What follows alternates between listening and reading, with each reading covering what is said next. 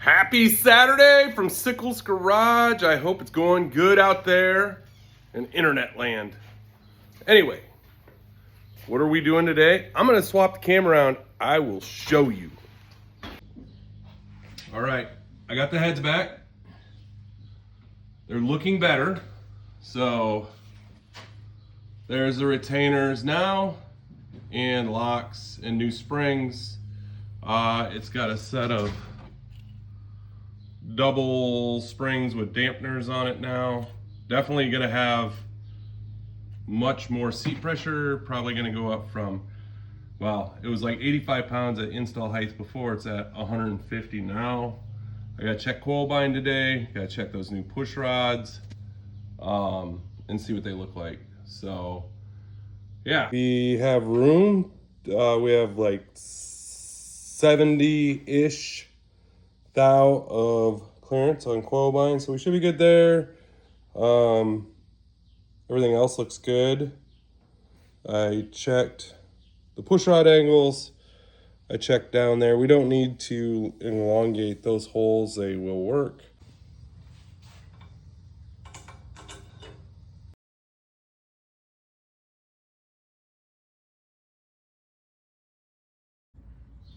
All right, I got all those installed. Link bars out, because if you put them the other way, you could get some interference on these, on the block. I always move them up and down, just make sure there's nothing binding, you know, oil them up. The other thing I do on these, especially a motor, it takes a little while to assemble, like this one.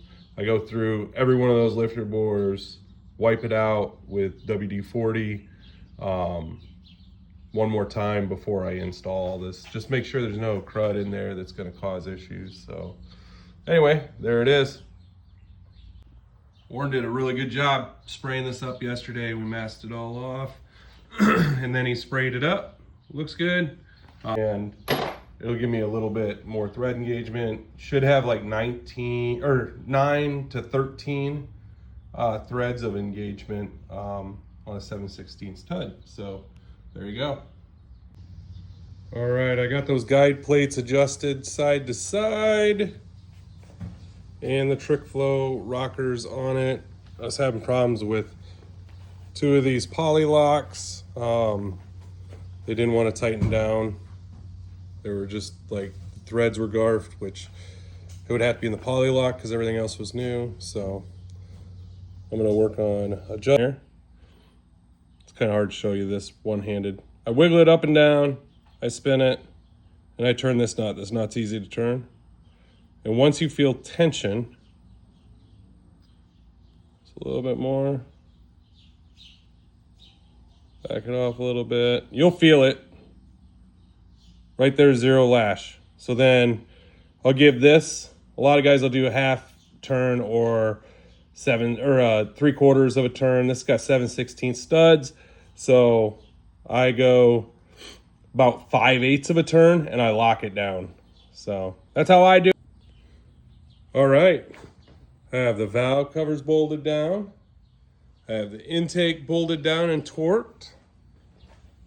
So yeah, we're making progress. Everything's done internally. I need to bolt the water pump on, you know, the miscellaneous stuff, pulleys. And then we're gonna get it down in there. Hopefully these valve covers don't leak like the last 2 sets did. I think I figured out what was going on. Yeah, other than that, Warren was out here for a little bit, but he had to go to work. So I got it finished up and we will get on to putting all that crap right there back on it.